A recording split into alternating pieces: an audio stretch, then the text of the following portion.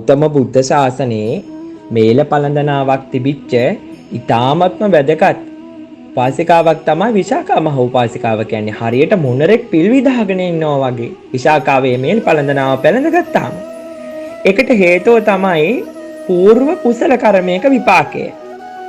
බොහොම ඈත අතීතයේදී බුදුරජාණන් වහන්සේ කෙනෙක් උදෙසා, ඒ කියන්නේ කාශ්‍යප බුදුරජාණන් වහන්සේට අටපිරිකර පූජා කරපු පිනෙන් තමයි විශාඛාවට මේසා අලංකෘත වෙච්ච අනර්ග වෙච්ච කහවණු 9 කෝටියක් පමණ වටිනා මේ මේල පළඳනාව හමුවන්නේ හිමිවන්නේ.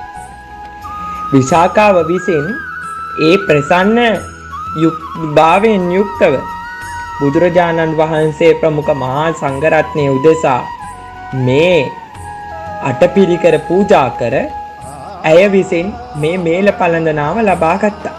ඒ වගේම ඇය ඉන්දිකටු රඳවන යන්ද බොහෝසේ පූජා කරා. ඒ පිණුත් ඇයට විපාක වශයෙන් ලැබුණා. මේ මේල පළඳනාව කොයිතරම් සුන්දරද කිව්වොත් එහෙම විශාඛාවගේ පංච කල්යාණිය බබලනවා. විශේෂයෙන්ම ඇයට කේස කල්යාණියක් තිබුණා. ඒ වගේම චවි කල්යාණියකුත්, දන්ත කල්යාණියකුත්, මාංශ කල්යාණියකුත්, වයං කල්යාණියකුත් තිබුණා. ඒ විතරක් නොවේ, විශාඛාව ගුණ නුවණින් හා සංවරශීලී භාවයෙන්ද යුක්ත වෙච්ච ස්ත්‍රියක් විදිහටයි බොහෝ දෙනා අතර පැතිරිලා තිබුණේ. ඉතින් මේ විශාඛාවගේ පියතුමා මේ අලංකාර මාලය ඇය වෙනුවෙන් පූජා කරාට පස්සේ විශාඛාවගේ සුන්දරත්වය තව තවත් වැඩි වුණා.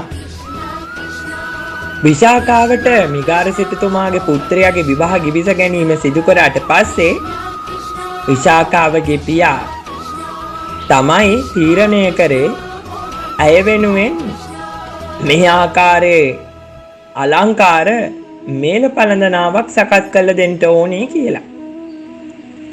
ඒ අයගේ పూర్ව වාසනා ගුණය නිසාමයි ධනංජය සිටුතුමාට මෙවැනි අදහසක් ආවේ.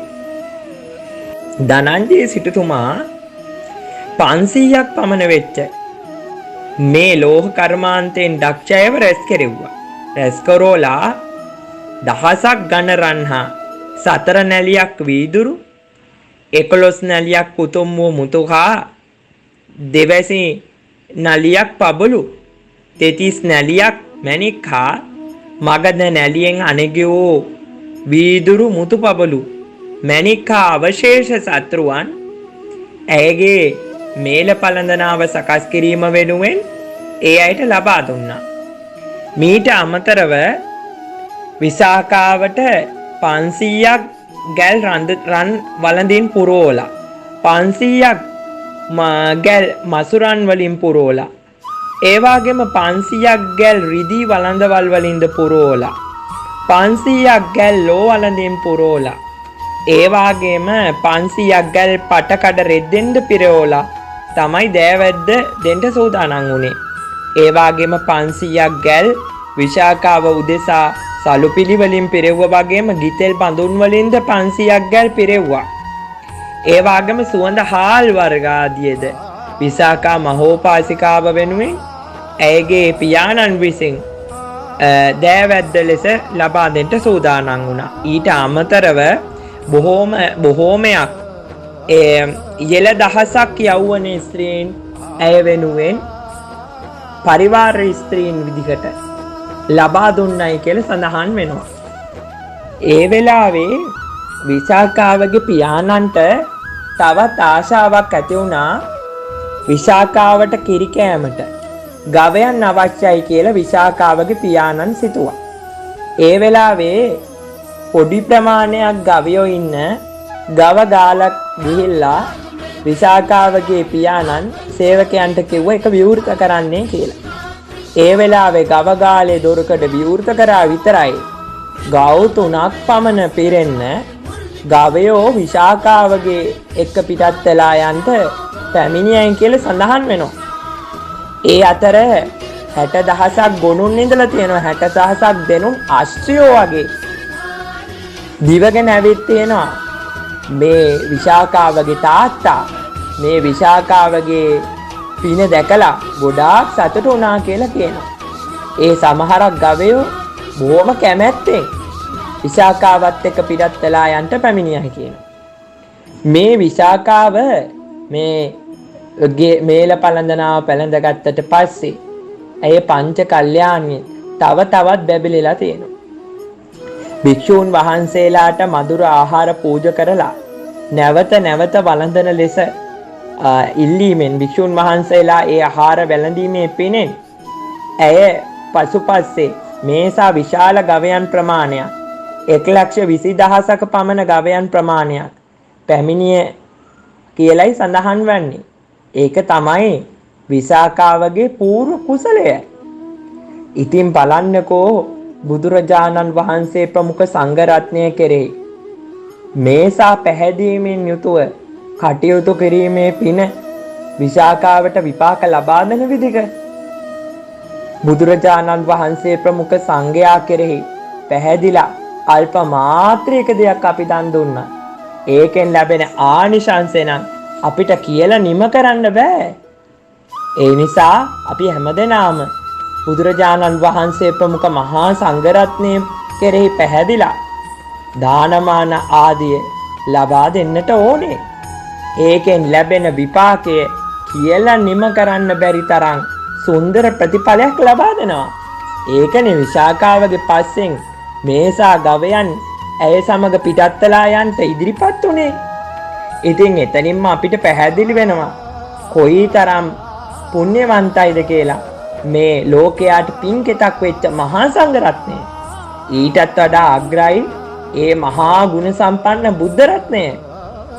විශාකාවගේ තාත්තා ඊට පස්සේ විශාකාව වෙනුවෙන් අවවාද ලබා දීමත් සිදු කරන්න ඕනේ අත්‍යවශ්‍යතාවයක් ඇති වුණොත් ඒ වගේම විශාකාව තාම තරුණයි.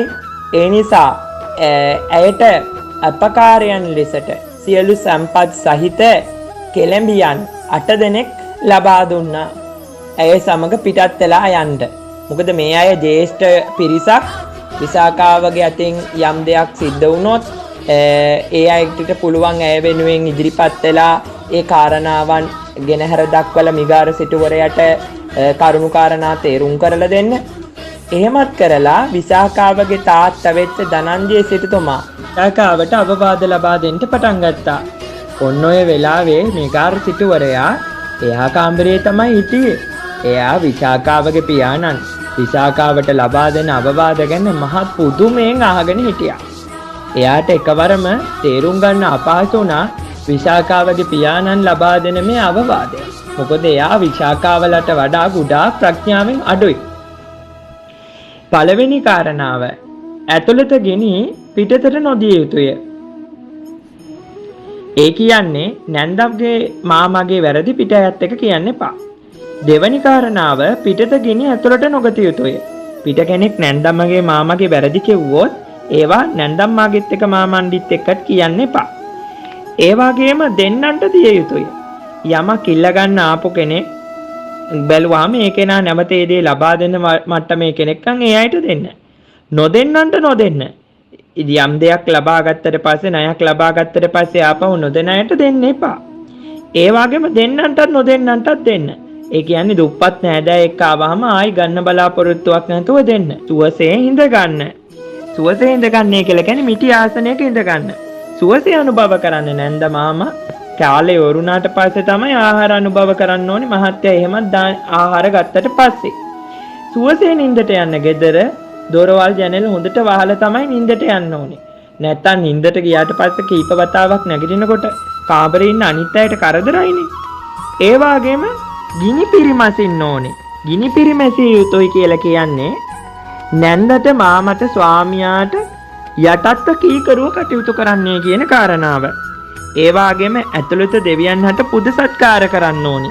ඒ කියන්නේ නැන්දට මාමට ස්වාමියාට දෙවියන් ලෙස සලකා ගරු සත්කාර කිරීමක් කරන්නේ කියන කාරණාව තමයි දක්වන්නේ. විශේෂයෙන්ම පළවෙනි දෙවනි කාරණාවන් වලදී පැහැදිලි වෙනවා නැන්දම්මගේ මාමගේ ඒ වගේම ස්වාමියාගේ අඩුපාඩු නම් පිටට ඇතුළට කොයි වෙලාවකවත් කියන්න එපා කියලා.